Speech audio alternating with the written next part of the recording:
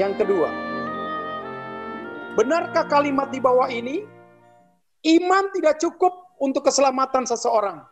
Perlu ada tambahan karunia.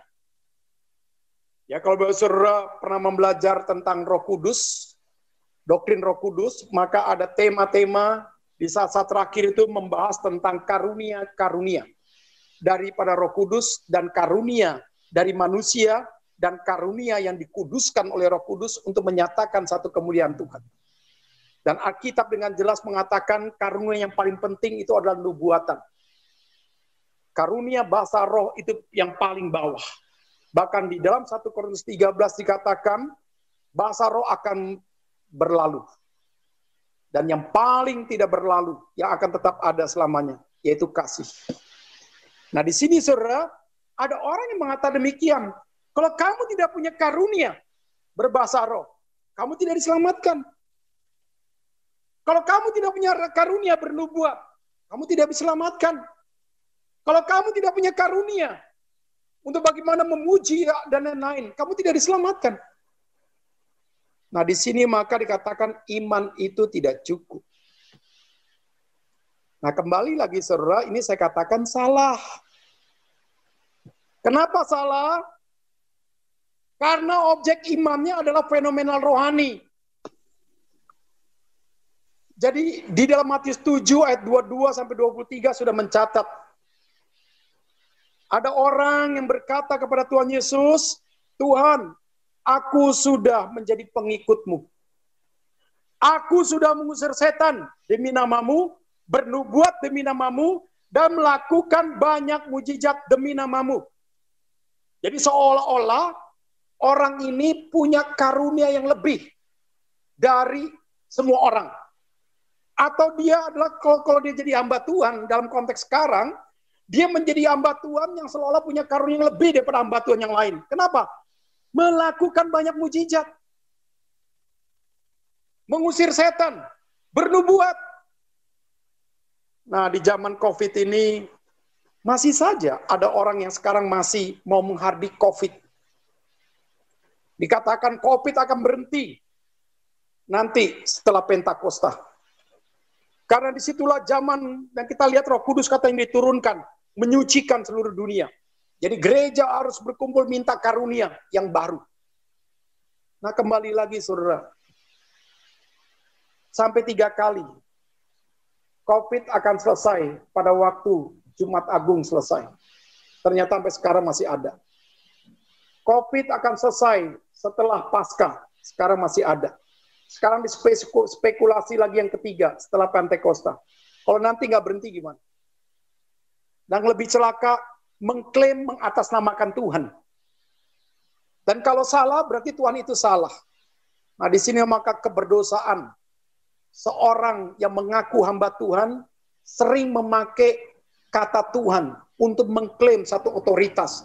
Supaya setiap orang itu seolah percaya dia adalah hamba Tuhan. Nah ini sama. Matius 7 ayat 22 sampai 23 sama. Yang dikejar adalah fenomenal rohani. Yang dikejar adalah sesuatu yang bisa membuat dirinya dipuji, bernubuat, mengusir setan, melakukan banyak mujizat. Kalau ada hamba Tuhan Matius 7 ayat 22 23 pada zaman ini pasti sudah menjadi hamba Tuhan yang jemaatnya banyak, uangnya banyak, kepopulerannya banyak. Tetapi apa artinya? Kalau semuanya itu ternyata tidak menunjukkan satu iman yang menyelamatkan. Nah di sini saudara pertanyaan kita, kalau gitu yang benar apa Pak Tumpak? Yang benar adalah, mari kita baca coba sama-sama di rumah. 1, 2, 3 iya. Iman dalam Yesus Kristus itu sempurna untuk memimpin pada pengalaman rohani, yaitu lahir baru, pertobatan sejati. Jadi ternyata dalam bagian ini saudara, iman dalam Yesus Kristus tidak perlu ditambah. Dan tidak perlu juga dikurangi. Dan kalau ditambah, meminta karunia-karunia yang seolah-olah fenomenal rohani, karunia-karunia yang membuat seolah-olah kita bisa berbeda pada waktu kita berdoa, pakai bahasa-bahasa yang lain dan tanda kutip, belum tentu itu adalah bahasa daripada Tuhan. Ini berarti saudara, kita tidak meyakini bahwa kematian Kristus di kayu salib itu sempurna. Nah, disinilah saya ingin katakan, saudara, itulah kejahatan teologi. Teologi yang sesat, jikalau menggeser Kristus, yang adalah pusat daripada kekristenan, Kristus adalah pusat daripada keselamatan, digeser, ditambah lagi dengan karunia-karunia, atau dikurangi nilai ketaatan lahir baru. Nah, di sini sesat. Jadi kalau kita berani berkata itu sesat, karena salah satunya tidak mengakui Kristus satu-satunya Tuhan dan Juru Selamat. Tidak mengakui Kristus anugerah keselamatan itu sempurna. Jadi disinilah hati-hati. Setiap kita harus memahami apa yang dikatakan dalam Wahyu 13. Di zaman akhir ada hamba Tuhan ya, yang akan dititipkan tanda kutip daripada setan. Masuk ke gereja-gereja. Dia akan mengajar. Dia akan menyatakan fenomenal-fenomenal rohani. Ternyata menjauhkan kita dari nilai salib Kristus.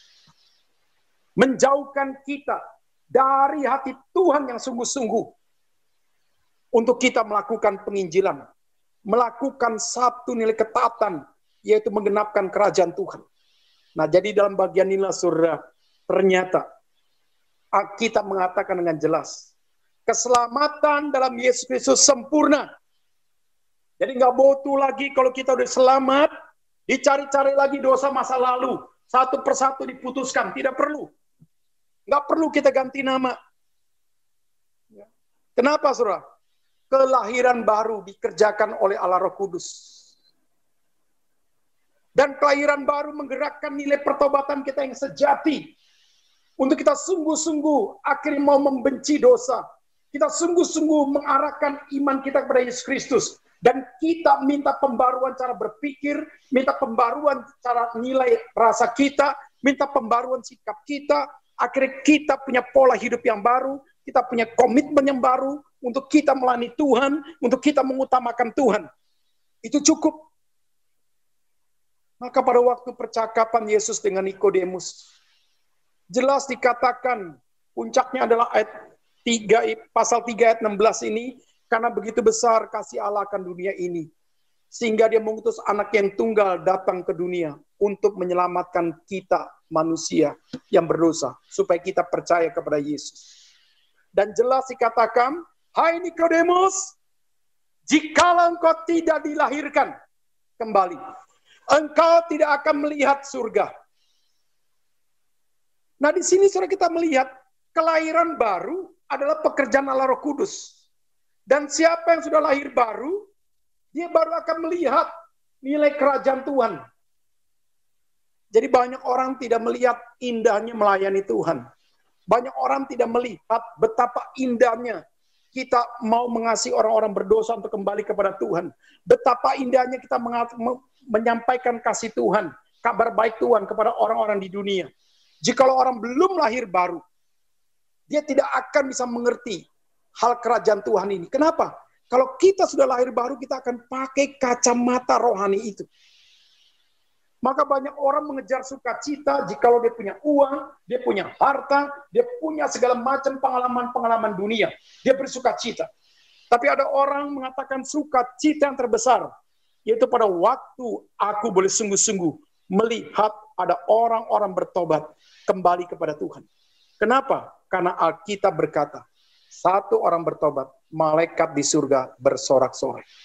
Jadi sukacita kita yang terbesar adalah ketika kita dipakai Tuhan melalui mulut bibir kita, melalui apa yang kita miliki, melalui sarana yang kita miliki, akhirnya bisa dipakai untuk menyelamatkan orang, untuk mengenal Yesus. Itu kita bersukacita. Nah, di sini maka saudara kita baru mengerti, saudara. Jadi keselamatan dalam Yesus Kristus itu sempurna. Sempurna. Jadi nggak perlu lagi ada tindakan penambahan dari kita dalam ketaatan. Nggak perlu lagi kita masuk dalam penyakitan diri. Supaya kita ini misalnya puasa, menjalankan teologi asketisme, penyiksaan diri, penderitaan, supaya kita diselamatkan. Dan tidak perlu kita membereskan masa lalu seolah harus satu persatu kita bereskan. Tidak. Yesus sudah memutuskan segala kutuk yang ada dalam diri kita. Dan Tuhan yang adalah pencipta.